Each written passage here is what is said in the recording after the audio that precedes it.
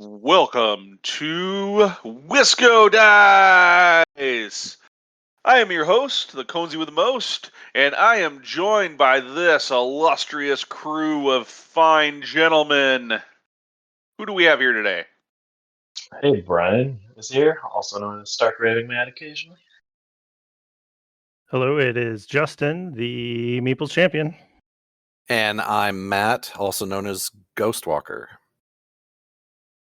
All right, and this is episode 93 of the Wisco Dice Tabletop Gaming Podcast. Today is June 1st, 2022, and on today's episode, we will cover a review of Planet Unknown from Adam's Apple Games, an interview with Kevin from Strong Tower Gaming Convention.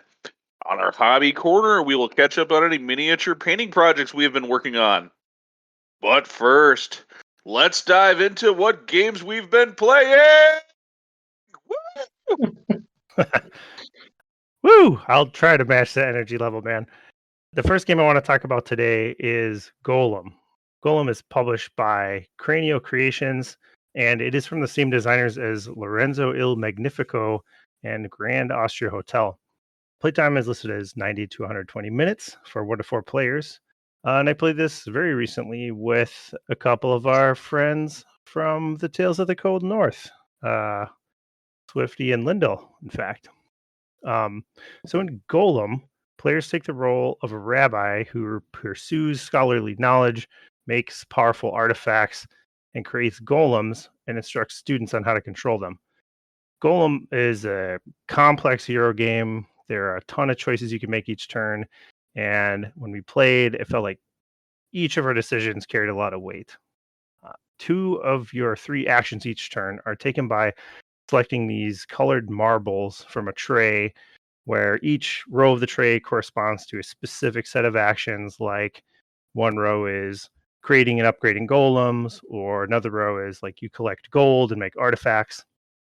And the marbles are rolled into the tray from a kind of a dice tower. And then however many marbles end up in a given row determines how strong that actions is. So as players take those marbles to take their actions, that particular action gets weaker. So something that you might want to do suddenly starts getting weaker and weaker as turns go by. Your choice of these marbles to take those actions also affects a number of other things in the game, including which of your students advances on their tracks and basically is therefore better at controlling these golems that you'll end up making. Golems in the game are kind of a double-edged sword.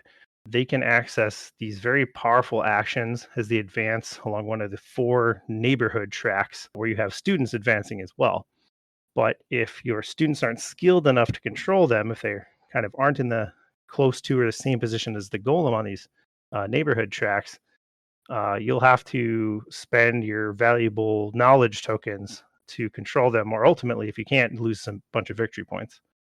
Thankfully, though, the game lets you alternatively just kill off your golems and gain a small bonus of resources when they get out of hand. To win in Golem, you have to upgrade your library of books and your knowledge. You also have to upgrade your golems and artifacts as much as possible and attempt to meet some secret personal objectives. When I played, it felt to me that the game encouraged specialization in one of those areas, but really you had to do a bit of everything to get the most out of your turns. I really enjoyed Golem, and I think Jason and Sean, or Lyndall and Swifty, enjoyed it as well. And I think it's definitely worth checking out if you are a Eurogame fan. Yeah, saw the setup because I was there playing the next game. I think on the same day that you were playing this, Yep. and the box art's really cool, but it's really dark, and I don't know if they were trying to. It's almost a black and white, and I feel like the aesthetic of the whole game is a little bit that way. Like it's where it seems a little darker, and I don't know if it does not feel to me like that game has like this exciting table presence or this theme. But it sounded like you guys had a ton of fun playing it. It sounded like it was a great mechanically engineered game, but I'm not sure if thematically this is a game that I would just jump all over. You are. I think you nailed it. The theme is not super strong in this game. The kind of golem rampaging through the neighborhood as your student tries to catch up with it, you try to control it. That kind of works, but it is definitely a mechanics heavy. That's where the fun of this game is. Yeah, just from a first play, it's definitely not real heavy on theme, for sure. I will say Lorenzo and Grand Austria were also yes, there's a theme there, but Yeah. the themes to those games are definitely not games that make me want to rush out and buy them. I think Grand Austria was okay. It was a decent game. It didn't blow me away. Lorenzo was a lot more Lorenzo's fun. great. Yeah, I mean Lorenzo, So I think is great. Yeah. I actually own Lorenzo, so it says something. I haven't played it that much, but it's one of those games that kind of hides back on the shelf because the theme doesn't jump out enough here. Or that the theme doesn't oh hey, what do I want to grab? Oh, I could grab a Star Wars game, or I could grab this great game about birds or this great game about making a zoo or whatever that terraforming a planet, whatever you might grab it. Then you could grab this game with this dark golem face on it that's black and kind of hides. It's like, I don't really want to be playing. I'm hiding back here and I'm being a secret. But it sounds like I said, you guys all had a blast. Yeah, I mean, and maybe that's the type of gamers we are. The mechanics were just great. Worth playing at least. And it had marbles. Yeah, it had these marbles. Who would have thought really cool. this game, this dark game, evil looking thing, it's got marbles in it that are all bright colored. Yeah, very much like Potion Explosion, kind of is how what they reminded me of. Yeah, that looked cool, and that actually intrigued me. I'm interested to play this one now that I saw that. The rest of it was it just did not capture me, but then seeing it on the table, seeing the marbles, hearing you guys after you played it talking, be as excited as you were about it, and the fact that you guys want to get it back to the table again, definitely says something for the game. Yeah, that was Golem. All right, so we're talking about our next game, which is Ark Nova. This one has probably one of the hottest games out right now. Recently being released, I see it talked about everywhere. So we were fortunate enough that Suzanne and I were fortunate enough, anyways, that BK from Misty Mountain Games reached out to us directly and sent us a little IM. Said, "Hey, I got the last copy in stock. No idea when we're going to get more copies. This printing's done." So probably be midsummer by the time his feel at the time was it even midsummer by the time you'd be able to get your hands on a copy again by the next time the next printing comes out. So we picked up a copy. Of course, then I found out other people had copies, which was great. So I got to play it a whole lot. So Ark Nova is distributed in the U.S. by Capstone Games, but it was originally published by was it Feuerland Spiel? I think is the original publisher. I probably butchered the name. Anyways, the gameplay is going to take somewhere between 2 to 4 hours, which I'd lean more on the 4 hours part of that for your first few plays. I think Suzanne and I just played it as a 2 hour, and by the time we got it all set up and figured out how to play it and got through it, the actual gameplay, I think we probably had about 3.5 hours of gameplay that first time through, almost to the point that I'm like, oh my god, this game is way too long. As we've picked it up, my most recent play with 3 players was 2.5 hours. So I think that's right in the right ballpark. Expected to be a little bit longer game, but something you can, if everybody knows how to play, you can get it in easily on a game night. 1 to 4 players, which is nice. I hear the solo play is really good, but I have not had an opportunity to play it solo.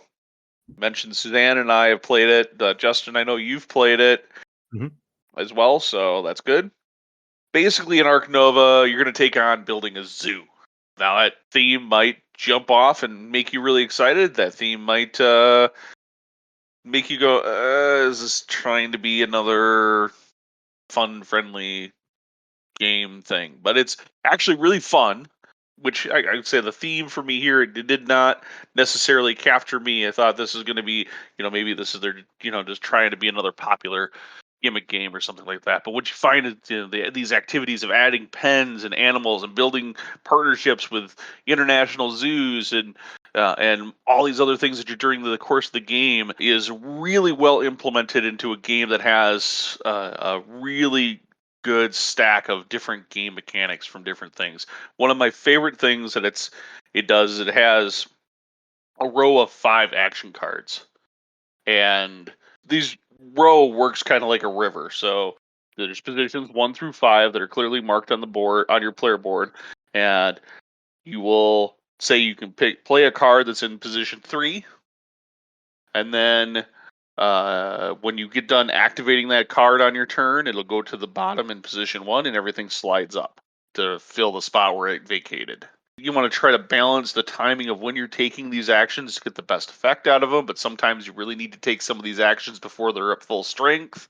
So it's very interesting and dynamic in that way. It gives you this really, really complex way to balance things, as well as you're trying to balance, I could play this one animal and it's going to be really good for me, but if I wait for that animal card to get in position 5, I could play 2 animals out of my hand. Of course, now I've got to figure out, okay, if I can wait 2 turns to get that card into position 5, how am I going to generate the money or get the other symbols or components or whatever I need to be able to play the second animal. So it's a very interesting challenge to kind of balance all of those pieces. The game end is one of the most interesting mechanics, I think, of the game that I wanted to talk about.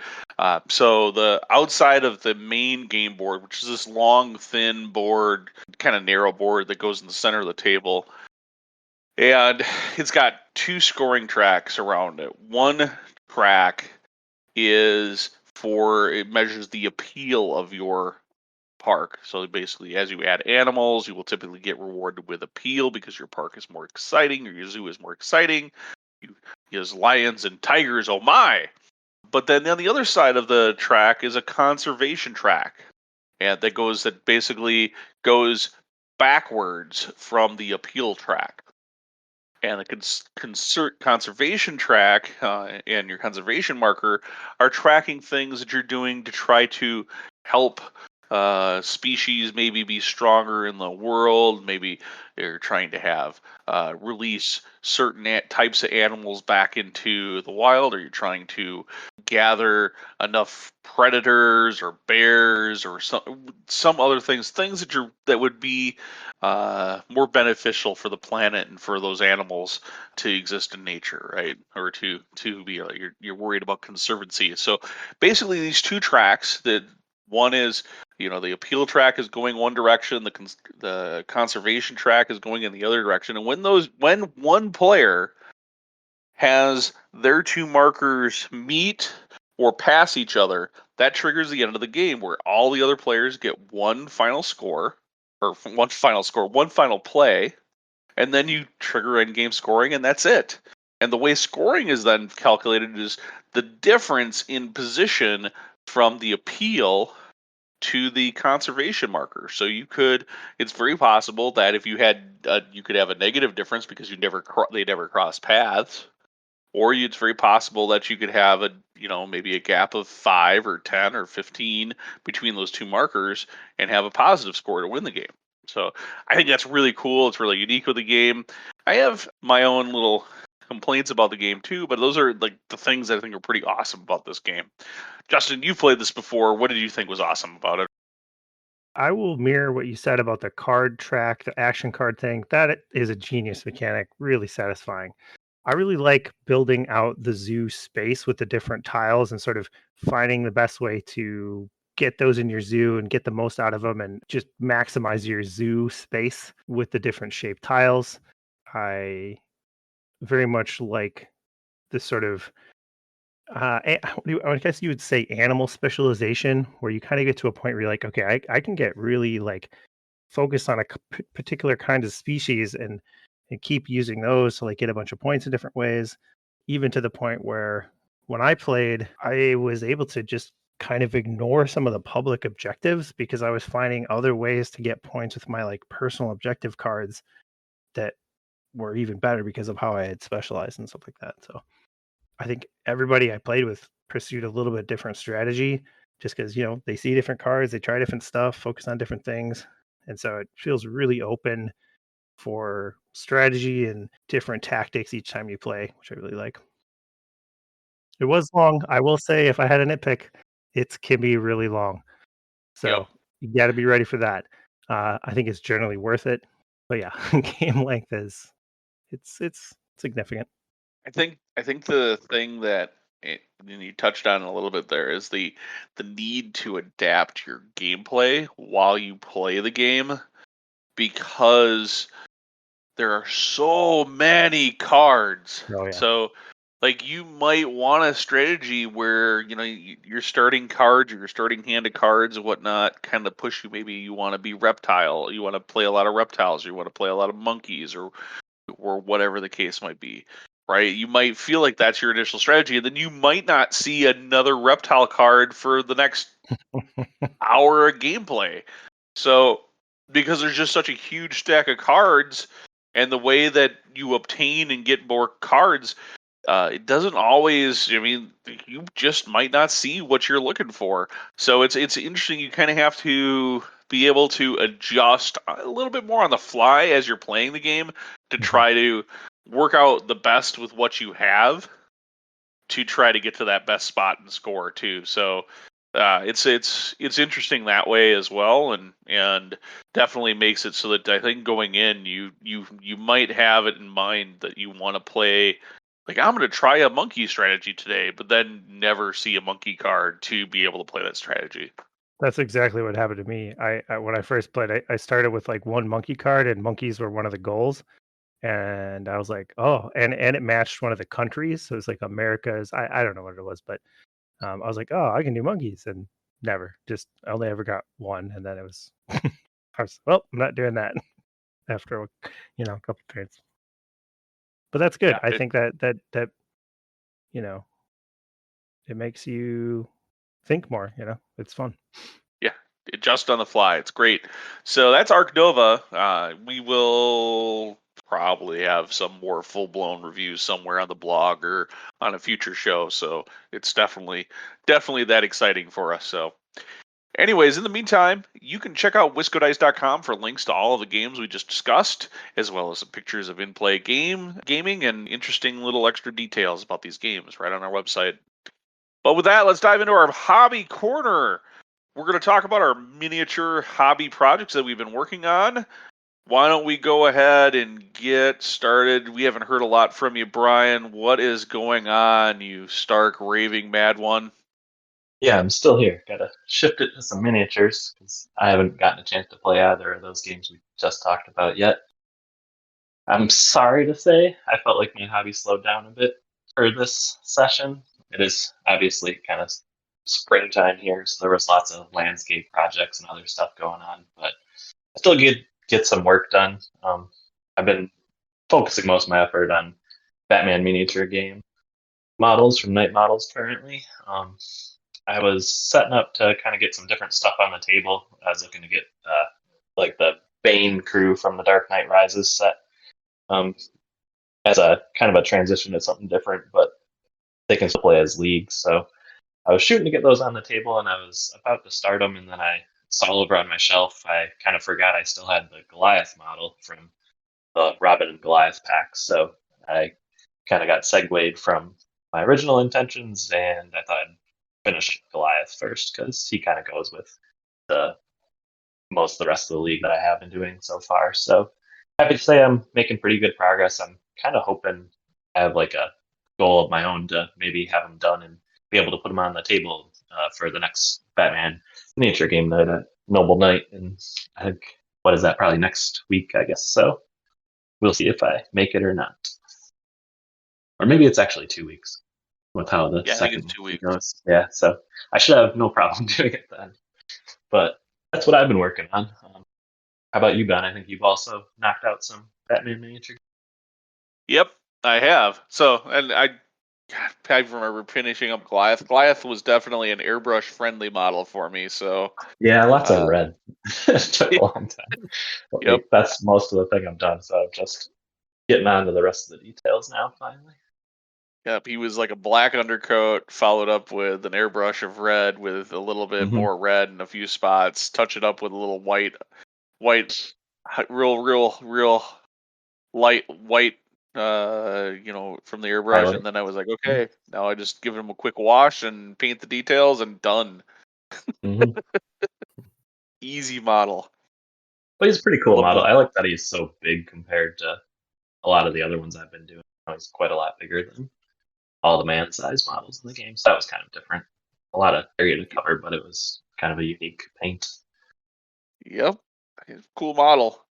So I painted everyone's favorite, the Calendar Man, and then I have been working on a couple of Street Demons gangers for the Penguin crew. They're about 3/4 done right now. They'll probably be finished up by the time we record again. And maybe I'll actually have the whole Penguin Bat Box done by that time. I just have the one model remaining that hasn't been touched out of that Bat Box, so that'll be exciting. Woohoo! So yeah, no. Calendar Man is a very bright red and white model. So much freehanding of numbers on that model. It was over and over and over, and it's like all in just random numbers for the calendar from 1 to 31. You're freehanding everywhere.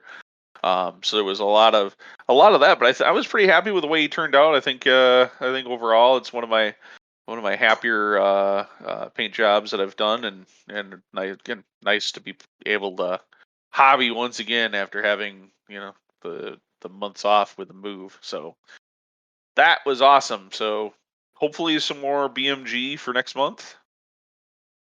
But Matt, what are you working on? Actually, I haven't. I'm sure most people are probably aware by this point. I haven't been super motivated to paint lately, but inspired by we've had a friend who recently got a good, a brand new gaming table. Conesy and Suzanne look like they've got one on the way. I actually do a lot of woodworking, off and on, and I have a good bit of tools at home. So I've actually been spending a lot of time in the last month kind of drawing and coming up with a set of plans for what I'm going to do with my wife. So we're going to talk about working on a gaming table together and see what we can do. So that's kind of where I've been spending my time. So we're going to see what we can do. We've been inspired by all the different things we see and taking a lot of ideas from other vendors' tables, and we'll see how it comes out. I think it's going to be a labor of love that's going to take a few months to get done. Well, I'd say if you order one of these tables, it's going to be probably a few months before you get it. So whether you make your own or you actually order one, I think the table you're talking about is Jason's, who plays Lyndall, and he got the Dresden board game table from Bandpass Design. It's a brilliant, beautiful table. So if you're in the market and have a large budget to purchase an amazing game table, I would definitely recommend you take a look at that table. And stay tuned to WiscoDice.com because we will have a review of that table, as well as ultimately, hopefully, assuming Matt completes his project, some tips about maybe what you can do to build your own, as well as what that project will look like when it's finished. And of course, make sure you check out WiscoDice.com for pics of all of our projects that we have up. You'll see the pictures of the BMG models that Brian and I have been working on, and of course, pictures will tell 1,000 words about how awesome those projects are that we've been working on. But with that, we're going to go ahead and take a break, and we'll dive into our interview when we come back with Kevin from the Strong Tower Gaming Convention, if I could say the whole thing. All right, let's take a break.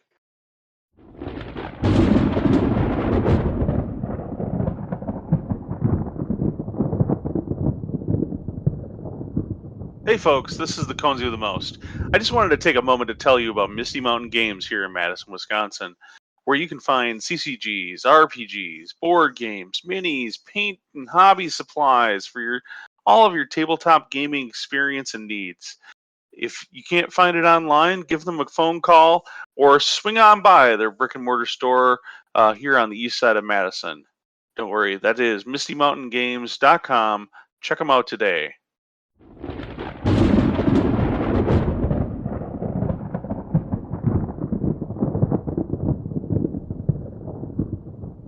And we're back. Matt and I have been joined by Kevin, who is part of this Strong Tower Gamers convention and organization. Kevin, pleasure to have you on the show. It's great to be here. Thanks, Cozy. And hi, Matt. How you doing? Doing well today, so looking forward to hearing what you have to say. So, Kevin, I'm really curious if you wouldn't mind just giving us a quick heads up. Who are you, and what made you think starting a convention and getting involved with charity organizations and all of that hoopla that goes around that? What inspired all of that? And tell us, like I said, tell us a little bit about yourself as well. Sure. My name's Kevin Hicks. I have actually been hosting a lot of game nights at my church for many years, and I've heard rumors of other people doing the same thing. And I think it was 2 years ago, 2020, when Aaron DeMaster approached me and several others about the possibility of teaming up and creating an organization to kind of link these groups together. And we thought it'd be a good idea to just create kind of a community, like an outreach community for gamers who've been maybe alienated, ignored, or even demonized by the church. And I'm sure you've heard of like this satanic panic that was involved with the Dungeons and Dragons. So, that's the kind of thing that we're trying to, I guess, combat and, just provide a safe environment where everybody can feel welcome and, build relationships and just have fun enjoying our wonderful hobby of playing games. That sounds awesome, and it's great to hear someone championing gaming in any community. But what you're doing sounds pretty awesome. Yeah. So what made you even consider hosting I like the concept of the group. So what made you guys consider hosting a convention? Yeah, so it's, since we have smaller groups that meet kind of throughout, right now we're just in southeastern Wisconsin, but we're kind of far apart.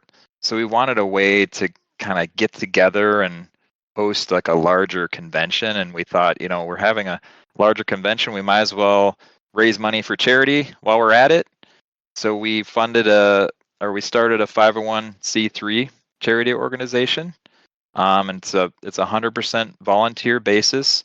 Everybody, gives their time for free, and it's actually a lot of work, believe it or not. And I'm sure you can imagine how much work it is to start a convention. So we're actually going to be donating 100% of our proceeds to a charity every year. This year, we're donating to the Salvation Army of Wisconsin and Upper Michigan. So they actually have a lot of programs throughout the state to help struggling and underprivileged members of the local community. So we thought they'd be a great first charity to sponsor this year. Wow, that's a lot of dedication. I mean, I know how much effort Ben and I have both hosted tournaments and stuff like that just for back in our Warhammer days, and Ben continues to host tournaments for Batman and other things, and we know how much effort goes into setting up one of those. I mean, I can only imagine just on a volunteer basis how much work that must be to set up a whole convention with just volunteers. It is, and when you think about all the infrastructure that is involved in it, and setting up a website, creating a Facebook page, creating like a marketing campaign, that type of thing, and even just getting enough volunteers to run the various aspects of the convention. We've actually been meeting probably monthly for the last almost 2 years now. Just to talk about the convention, and we're going to be meeting every 2 weeks coming up here starting this month. Well, if it helps you any, and notes a little good luck, there might have been a gentleman by the name of Alex Kammer of GameholeCon fame that came on the show for the very first GameholeCon to announce and promote it on this show as well. So that's hopefully will be a little feather of luck in your cap for getting this one going. That's amazing. Yeah, GameholeCon is doing really well. I actually really enjoy that convention myself, and I think that's actually where I met you, Ben. Yep. So you were hosting Nemesis. Yeah, that was a lot of fun. Lots of Nemesis Doom that was happening there. So yeah, no, and I've done charity events, with the with tournaments, and I think just trying to organize 3 events or 3 simultaneous events with organizers and whatnot was like all I could do from a capacity perspective. So putting on a whole convention is remarkable, and then doing it for charity is also pretty sweet, and we love seeing that. Yeah, we've actually tried. We have hosted a couple of smaller events just to kind of get our feet wet. So we had one in the fall where it was in West Bend at a VFW there. One of the members of our Strong Tower Gamers group, he runs the VFW there, so he was able to kind of get that place for free, and then we hosted a 1-day convention, to test out all of our systems, and we actually hosted one again on May 14th in West Bend again, just to kind of shore up our procedures, and it really helped a lot, and we met a lot of great people there, and we raised the money for the main convention as well. So it was a nice time. We got to get back to the questions. We've been way off script here for a little bit. We keep this up, we'll be talking for hours. So good. Yeah, that's a really good thing. So maybe not for the audience, but good for us, not. anyways. They don't want to hear me that long. It'll definitely make it more natural. So we've been curious, how did you go about funding this convention? How did you? Yeah, because there's the scale. I've got my head ramped around like the scale of getting a VFW hall, but going to that next level where maybe you're renting out a whole hotel or a convention or a smaller convention center, that's a different scale of funds. How did you pull that off? It is, and it was a huge challenge. That was something that we were, struggling with at the beginning, because we knew we wanted to host a convention, but we really didn't have any money, and we didn't want to put up a ton of our own money to do it, even though we did.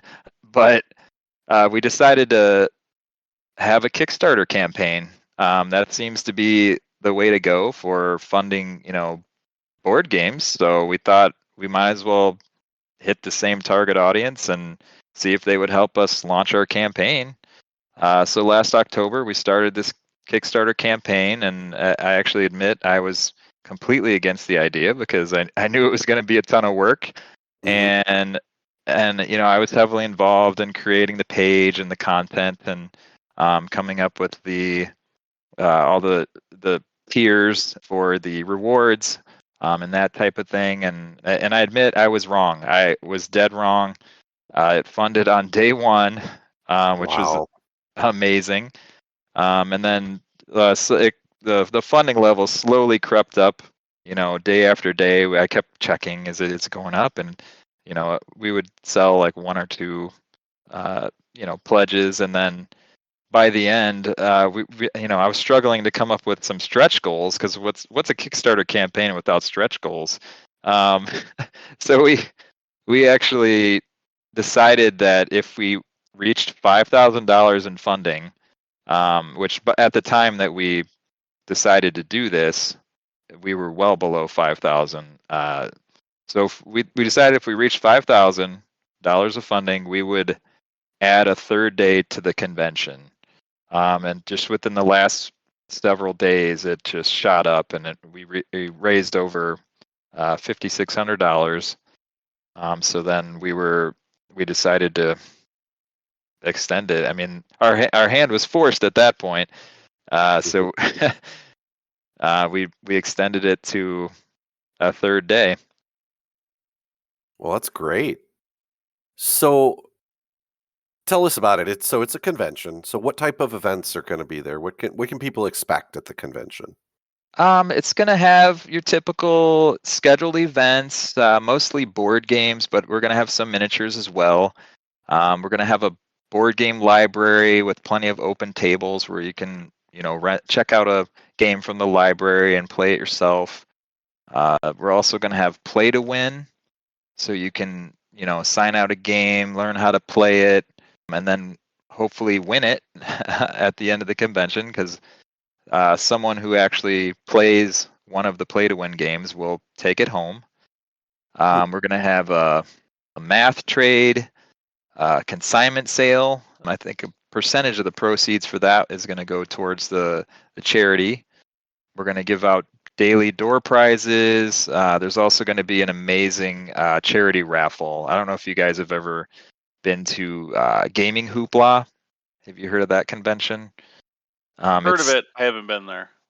Yeah, it's amazing. It started, I believe it started in Janesville, Wisconsin, and then it moved to Milwaukee area for a couple years, and now it's down in Chicagoland. I think it's in Mundelein, Illinois, if I'm not mistaken.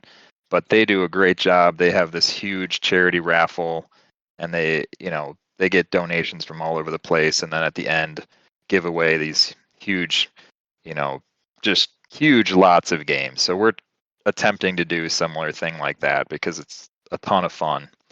We also have some special guests that are going to be joining us. Kane Klenko, you might have heard of him. He's done Dead Men Tell No Tales and Pandemic Rapid Response, Fuse, Flip Ships, Space Invaders, Covert. And then we also have Randy and Ellen Kirby from We Game Together. They're going to be hosts. They're actually part of the Strong Tower Gamers. They're part of our group. They're going to be hosting a live broadcast from the convention. Wow. So you said one in there that really kind of caught my ear. Yeah. And I'm like curious. So you said something about a math trade. Math trade. So what in the world is a math trade? A math trade is essentially a way to take some of your games that you haven't been playing and trade them with other people. So there's this whole way of doing it on Board Game Geek. They have their own tool for essentially, you say, I want to trade these games away, and then once everyone's inputted all their games, then you say which other games you would take for those games, and then at the end there's an algorithm that goes through and kind of matches everybody up, and then you hopefully will get some games back and then also trade away some games that you don't want anymore. So yeah, it's fairly complicated, but it's actually really fun. And the gentleman that's hosting that, his name's John Rose. He's been practicing it a few times at our mini conventions, so he's got it down, I think. Interesting. Nice. Yeah. And I'd hate to skip this part, but we're also planning on having some events for maybe some gamer adjacent people that are going to be there with their family members, and maybe these are people that don't necessarily enjoy gaming. Across the street, it's actually across the street from Brookfield Square Mall. So there's a Marcus movie theater there. There's a Whirly Ball place, and there's tons of restaurants around, like Red Robin, Lou Malnati's, Chick-fil-A, those types of things, and it's all within walking distance. Nope, that's awesome. So I'm sure some of the events and stuff that you thought about for Strong Tower Gaming Convention were inspired by some of your favorite events at other conventions. Could you tell us a little bit about, maybe where those inspirations came into? Yeah, I mean, well, I enjoyed playing Nemesis at Game Hall with you, so I mean, I enjoy those kind of games, maybe longer games that you normally wouldn't be able to play at a regular game night. I've recently played Gaia Project for the first time, and that was a blast. Just this past weekend, I played Barrage. I was at a convention, and someone just said, "Hey, do you want to play Barrage?" And I'm like, "Okay," and it was amazing. I love that game. But I personally like to host events as well, and I tend to go towards like the giant versions of games. At Strong Tower, I'll be hosting Giant Flick 'em Up, Giant Takanoko, Giant Rhino Hero, Giant Meeple Circus, and then I've got 3D Catan. So I just like to kind of, make it giant. Well, you had me on all of those until you hit Catan, and then, well, I think it's a That's well-known, my well-known game, so. opinion on this show that me and that game do not get along. Oh no! Which is hilarious because the last time we actually got Conesy to play it with us, he Yeah. beat me. So I will be the one to say I play it probably more often than Conesy, but not a game I dislike. I think it's a lot of fun, but I'm like everybody. Anybody you get 10 gamers in a room, and you're going to get 10 different opinions on what's their favorite game and what are the things that they really love. So Exactly. I think that's the one game that everyone these days knows what it is. So it's kind of like if you're starting a new convention and you want new gamers to come, you have to have a Catan event. Yeah, it's a gateway drug. That's It what is. they call it. So Like the giant sheep they have at Gen Con, totally is super cool. But yes, nobody would give me any sheep, so I sat for like an hour waiting for the dice to roll the right thing so I could get the 10th point and win the game. Yeah, that so game can get long. But yes.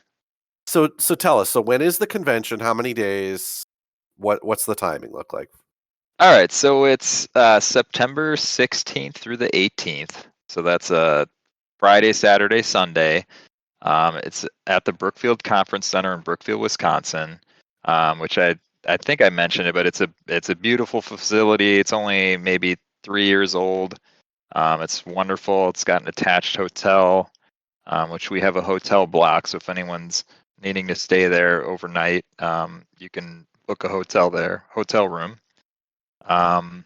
And then I believe the vendor hall opens at 10 a.m. every day. And closes at 6 on Friday and Saturday, and then it closes at 4 on Sunday. So they got it built just in time for COVID. So that's right, just in time for COVID. So it's almost a brand new facility because no one could use it. So how does someone go about getting registered for this thing? And furthermore, you talked about like having registered events that people can sign up for. How do people get registered, and then how are they going to find the details about events, vendors, all of that kind of stuff? Right. So the starting place is to go to strongtowergamers.com. There's all the information is on that website. There's a big button right on the homepage that says register at tabletop.events. That's the website that we're using to run and schedule the events, and also you can purchase your badges there. A weekend badge is $60, and daily badges are $25 for Friday or Saturday, and then $20 for Sunday. And the raffle is going to be Sunday afternoon, so you don't want to miss that. And then event registration is currently open. And we're adding events all the time, so you can browse the catalog on tabletop.events and see what's still available. And if you actually want to run events, you can submit those as well. And then as far as vendors, we are going to have a vendor hall, as I mentioned. Currently, we have Funhill Games is one of our vendors. We've also got Jeremy Provost, who's an amazing artist. And then Mana Oasis, which is a veteran support that like they kind of use board games as like therapy for veterans. So we're very happy to have them. And I believe we're going to have some other vendors as well, but those are to be revealed at a later date. Got to keep the surprises in the bag until That's the right times to market that stuff, right? Exactly. So on that note, how would somebody stay informed? Because you guys are obviously evolving. You're constantly getting new stuff going on. So how would they stay informed on additional news and stuff like that on evolution in the conference? Yes. So you could sign up for our newsletter if you go to strongtowergamers.com and go to the Contact Us page. You can send us a message and sign up for our newsletter. Otherwise, you can find us on Facebook, Strong Tower Gamers, and I run that page. So I'm trying to keep that, regularly updating and keep it interesting. So definitely check us out there. Awesome. So this is important too, I think, to the whole scheme of things. You got people staying informed. You got people know how to get badges. What if somebody wants to run an event or wants to just volunteer and help out, maybe help with setup, tear down of the convention or whatnot? How does someone find out more information about that? Yes, so on strongtowergamers.com, there's also a place for volunteers to sign up. So if you go to the Strong Tower Gamers page, you can find the volunteer link and just send us a message there, just saying that you're willing to help us out, and we'll be in contact with you. And then also you can donate on our page as well. So definitely strongtowergamers.com is the central place to go. Awesome. Is there anything else you'd want our audience to know? Something that you'd want to share about the convention? Something that just we haven't asked you about, but you're just super pumped about and want to talk about? Yeah, I'm just pumped in general about getting it off the ground. I think, being a part of something the very first year is special. I have no doubt that this is going to be a convention that continues to grow year after year. So getting in the first year is going to be something that you'll remember forever. So please consider attending, donating, volunteering. It's going to be a great time meeting new people and gaming for charity. Make sure that you hit up strongtowergamers.com for all the information about Strong Tower Gaming Convention, and make sure that you let them know that Wisco Dice sent you. So with that, we're going to go ahead and wrap this up. Thank you so much, Kevin, for taking the time and telling us about this great convention. The best of luck to you in getting things going, and we're happy to have done our little part to help you get in that right direction. In the meantime, we're going to go ahead and take a break, and when we come back, the rest of the show.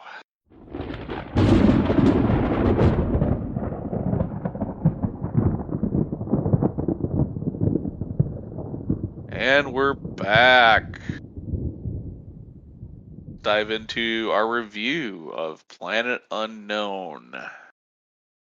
All right. So Planet Unknown is a tile drafting game where you have to play as a corporation looking to be the best at terraforming a planet. But you're not alone. You're competing with all the other people at the table to be the best at that terraforming.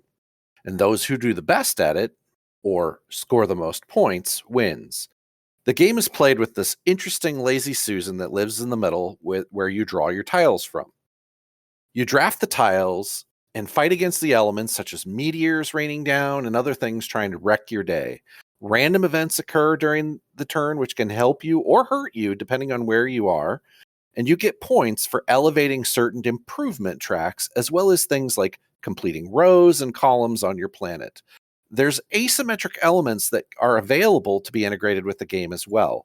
You can play with just the base corporations on planet, or you could play with unique factions and corporations and unique planets. This adds a lot of replayability and challenges for the building of your planet. Justin, why don't you dive into your thoughts on the theme and immersion in this game? Right. So for me, you're supposed to be terraforming this planet, which sits in front of you as a, I don't know, maybe 14-inch almost card stock, this giant, beautiful illustrated planet. And then you place these polyomino tiles onto a grid to, terraform bits of the planet at a time. So I do get the feeling of kind of terraforming, colonizing as I'm, changing the sort of barren rock of the planet into habitats or forests or something like that. But I think the puzzle element of that is stronger than the theme ultimately. Yeah. It had a lot of that like challenging feeling for me, like Cartographer. I mean, the nice thing I liked about it was the tiles, but the thing that it was interesting and was a little different than Cartographer. Anybody who's familiar with Cartographer, you basically have a choice of 2 tiles each time that you're trying to pick from. This was somebody picks their tile and then you get stuck with what's available. So, I mean, from a theme perspective, that was kind of neat because it's just kind of like, hey, that corporation got what they wanted, but now we've got to this is what we have available to work with. So I really liked that puzzle element that you kind of brought up, that you're like trying to solve what's the best piece to put down and what's going to get me points. And it does give you some random elements.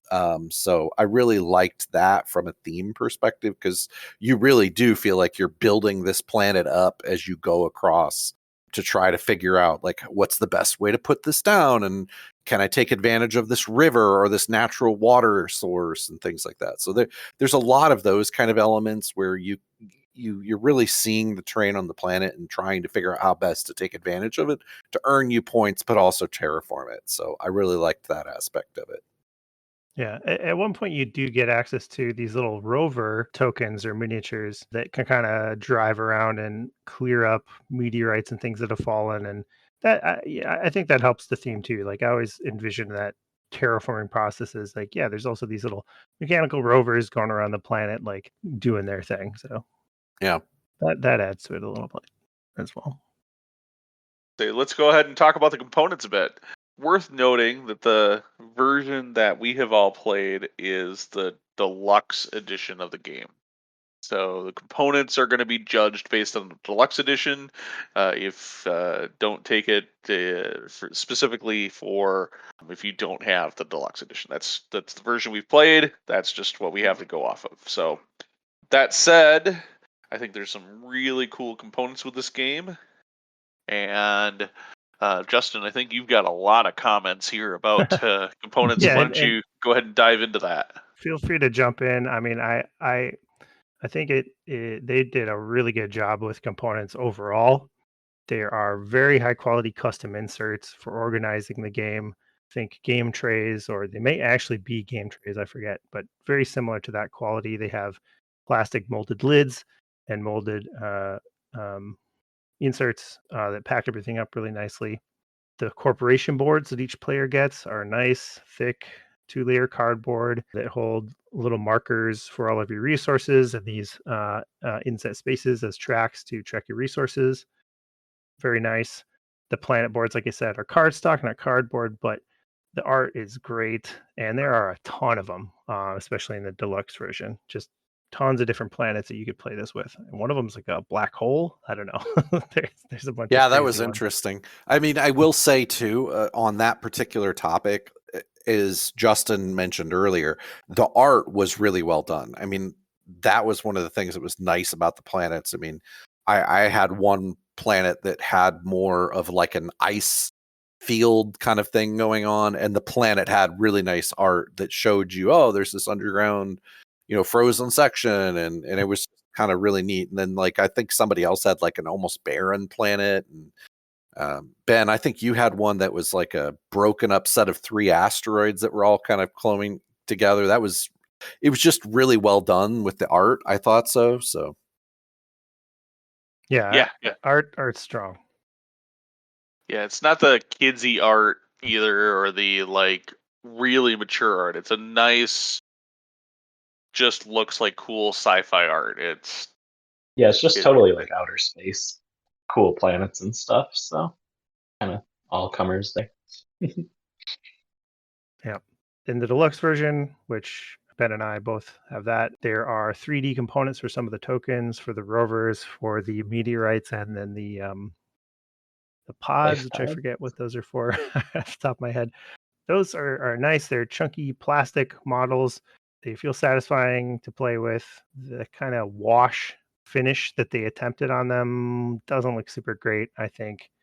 something went wrong in the manufacturing or something there. So It totally looks like a mistake to me. Like, I think that was like the first thing I asked about them, like what was going on there, because it seems like unintentional, but then kind of like it doesn't look very good for what they were going for, or the explanation of what they were going for.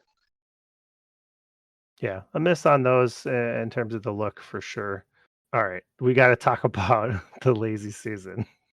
The centerpiece of this game is a Lazy Susan 3D plastic molded container for all of these polyomino tiles, which you spin and align with each of the people playing the game, where the active player basically just rotates it to whatever they want to take, the tile that they want that has what they're looking for, the shape, the icons, and then like Matt said, everybody else just gets whatever's left, whatever's pointing at them. So all the tiles in the game are just containing this thing. It spins around. I think you could see it as a gimmick, but I think it's awesome. Like I think it's a great way to handle being able to draft those types of tiles. It pretty much was the reason I bought the game. Because I saw this crazy Lazy Susan in a board game. And I was like, yep, space, tiling, Lazy Susan. That sold me. It is a really good system for distributing the tiles, though.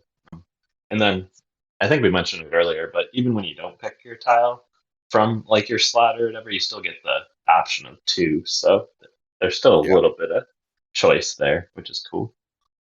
Yeah, you'll always get a pick 2. And it's interesting too, because it really depends on, you might look at it one round and go, oh, that's not a particularly appealing tile to me.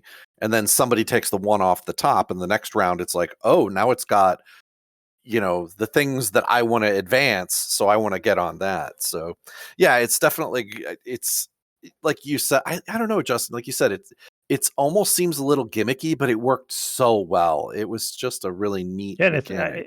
It's almost not a mechanic. I guess it is a mechanic, but it could have just been a containment system, right? But it's also like how you pick the tiles that you get. Like, so I think it's cool. Minor quibble for that. I think it kind of doesn't fit in the box quite right. Nope. That was one of the things I was going to note here on the components, is that when you receive the deluxe edition, the box lid does not actually close all the way. After you get everything punched and put into the Lazy Susan, you would hope that it would be able to close all the way. Yep. That is not quite the case. Does only the deluxe edition mess that up? Like they didn't account for the extra boards or something like that? Or is it not fit either way? I think if Suzanne was here, she'd be able to tell us. I think she actually knows, but unfortunately, she's not with us tonight, so or was able to make the recording. So unfortunately, that answer is out there somewhere on the interwebs. But let's get into the meat, Ben. Let's talk about the gameplay a little bit. Oh, I really enjoy the gameplay. When you get a game that can play as many players as this does, it can play up to 6, right? A lot of times you end up with this situation of extended downtime between players. And what this game really excels at is keeping players engaged with what is effectively simultaneous activity. Sure, there's a little bit of a pause as whoever's the active player is deciding where the Lazy Susan, which it's like it's supposed to be a space station or something like that. It's like Space Station or Station Susan or something like that. Yeah. Or something like that is what they call it in the rules. When they're setting that position, okay, they're taking their time or whatever. There's a little bit of downtime there, so you can grab a sip of your beer, or your soda, or whatever your beverage you're going to drink or whatever, while they're or have a quick chat. But then you're like immediately, oh crap, I got to pick a tile again. Oh, where am I going to put this? Where am I going to Tetris this thing into the weird planet setup that I have here that it's going on? Like that part's great, and I love staying engaged. Like that's the worst thing when you have 6 people sit down to the table is have somebody have to sit there for 10-15 minutes waiting for the turn to come back to them, which is I love it. And so I also love the fact that this game is not, it's relatively quick for a game that has as high a player count. Even with like a full 6 at the table, you can get a second play easily into a game night, which we did actually, which is cool. So we could teach people maybe with the basic planets, and then we could dive right into the okay, let's pick some weird corporation / planet combos and see what happens, kind of thing. So that was a lot of fun. Yeah, like I had kind of, well, following your comment on it does keep everybody going. There's little downtime. Like I know when I initially started, like I can take longer turns, but I felt like a little more pressure when like everybody's waiting for you for their next move, kind of thing. So like earlier on when I didn't really have a handle of what I'm doing, like sometimes there's just so many options spinning that whatever station season around. Like I don't know, I kind of felt some pressure earlier that I was like holding everybody up, kind of thing. But that's just kind of like a personal thing if you're thinking about it for a while. I know later on, once I had a hand on things, like I was pretty quick. So the game really did move fast, and as you said, it's really quick play for 6 people. I like that it was really easy to learn as well. One of the first times I played, I taught the game, and we played the full 6, and I think at least 3, maybe 2 or 3 people there were really not heavy gamers, but everyone picked up on it pretty quickly. Weren't too many rules, hitches, or confusion, and enjoyed the game. So big player count is nice, and I think most people get that idea of putting out Tetris style tiles, right? Like fill up the planet, match tiles up to the same type of tiles to get more out of them, that kind of thing. An easy one to teach, but I think there's still a lot of game there too.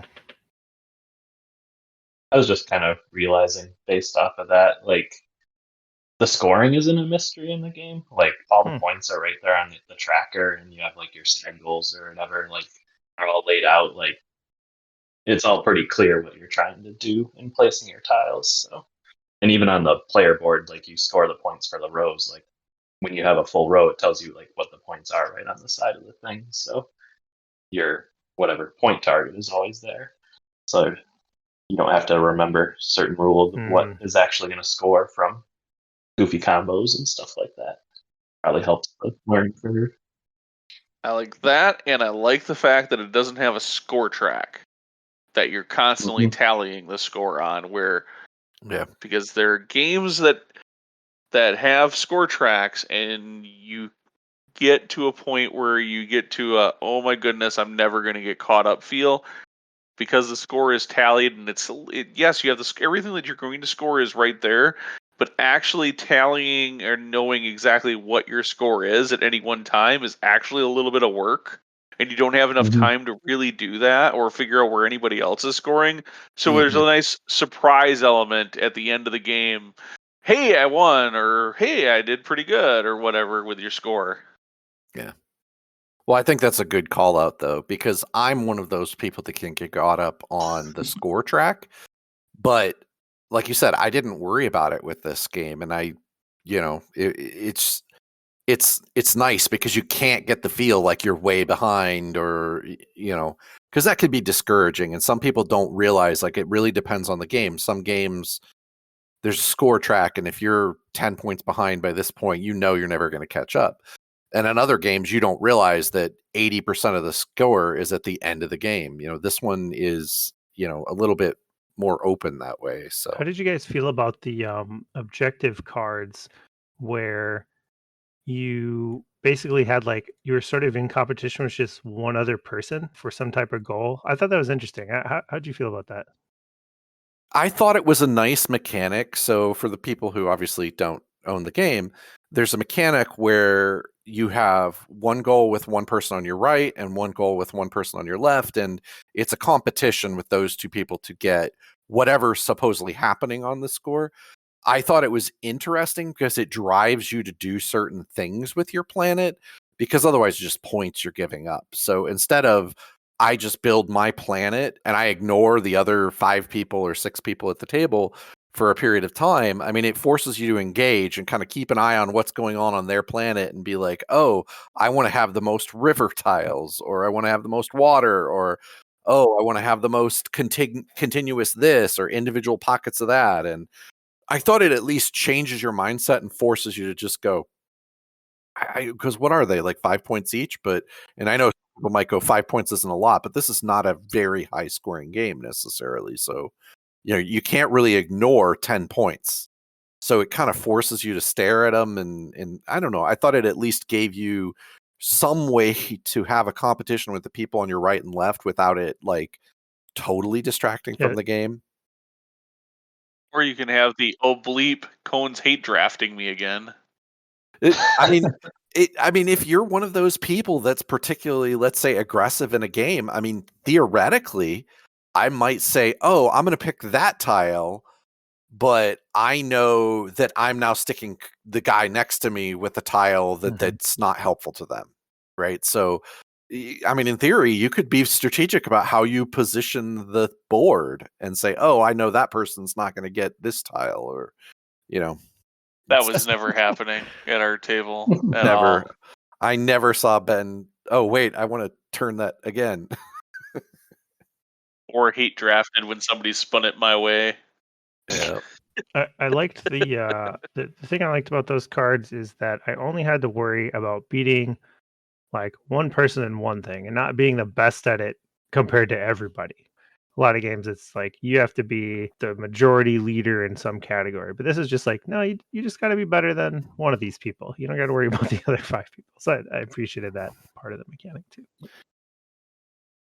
Yeah. I think it would take away from the game if you had to try to pay attention to, if you're thinking about 6 people sitting at the table playing this all simultaneously, and you had to pay attention to like the person who was way opposite the table, on something that you feel like you're doing pretty good at, I think that would slow the game down. So yeah, Quite it's a bit. very well implemented that it's only comparing against the people who you're seated right next to. Yeah, for sure. Like, I think it added to your focus and like how you're picking tiles, and there's a limited number of tiles and types. So like, if the whole table only had 2 goals or something, I think you'd very quickly run out of some of those tiles too. So that kind of makes sense for why it's only between the 2 people. I do have a critique about it though, and it will kind of come up later again. But just in the kind of the balance it adds, like I felt like for sure in our first game, like those scores definitely matter. Like if somebody scores both of them, like that's a big jump in points, as you were saying, Matt, in the overall score. And like some of the combos, like either with your corporation or just your planet, like can be really hard to pull off those goals if you're not watching them. Like if you just go for a random one, you might just be hosed. Like it won't synergize and it'll kind of clash with your board. So that's kind of one of my main critiques with the game, and it comes into play with these goal cards and then the different abilities and objectives. Are you talking about where you can get 2 goal cards that are completely opposite of each other? Because I saw that too.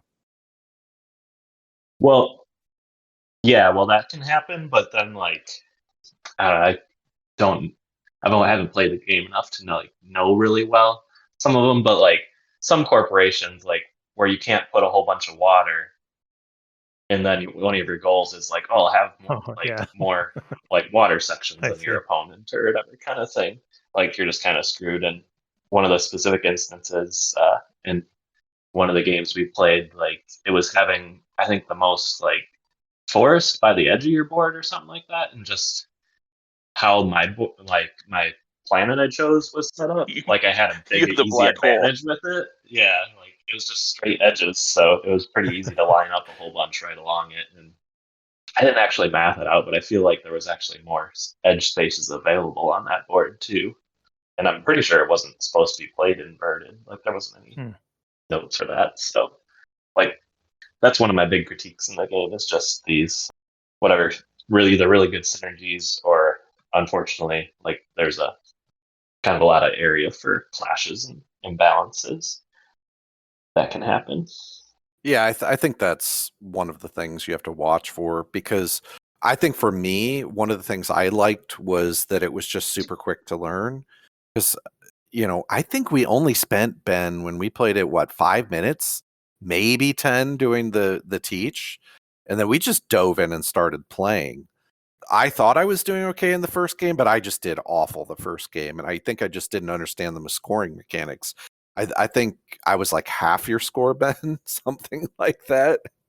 Yeah. But we played a second game, and I once I understood how the scoring tracks worked a little better, I wasn't surprised, and I had a much better grasp. I did just fine. I actually like the asymmetric side of the game better than just the base game with the base corporations.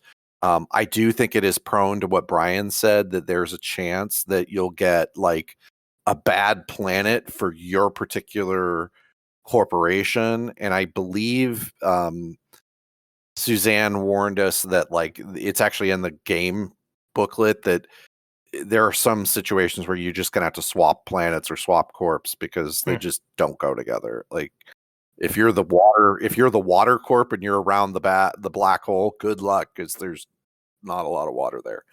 I really liked the asymmetric nature of the game when we played it with the alternate corporations. Because like Ben said, we played it twice in one night, and it was super easy to just throw it all back in and then just fire up with different corporations and go. And we got 2 solid plays in, and I still think we were out of there just whatever, like 3 hours or something like that. So yeah, something like that. So let's go ahead and dive into our overall impressions. So for each game we review, we score on a scale of 1 to 210, the same as Board Game Geek does. Think about a 1 being an absolutely dreadful game, and it should be sent straight into the nearest black hole. 10 being the most amazing game where your planet is a thriving, lush symbiosis, a planet of life forms and technology merged together, living in harmony and in total happiness. So let's dive into those rankings. Justin, where did you put this game? Planet Unknown is a 7 for me after a few plays.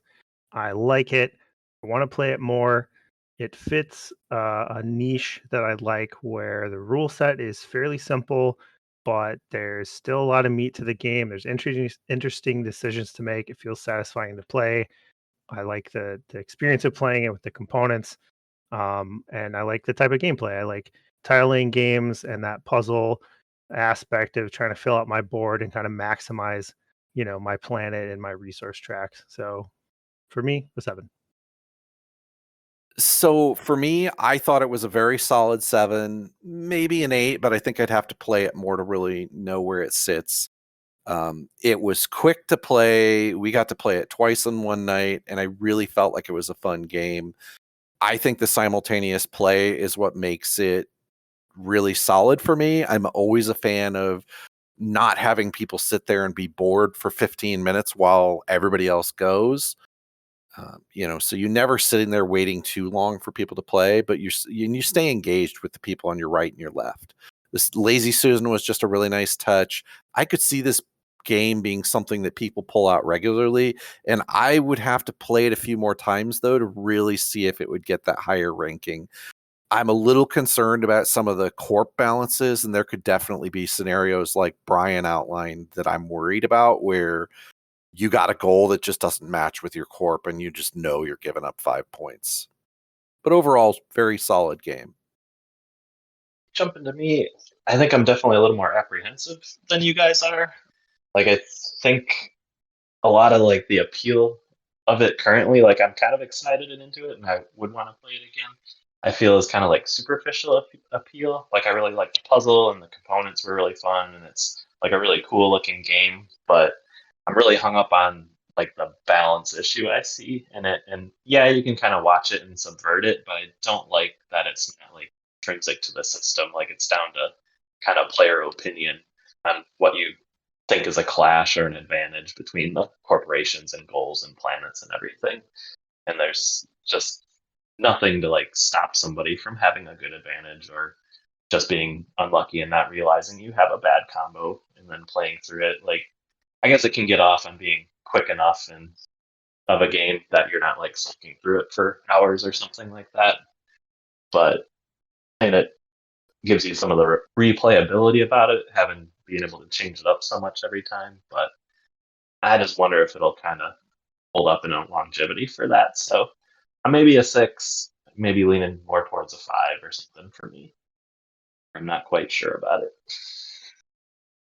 Well, I'm going to give it a 7.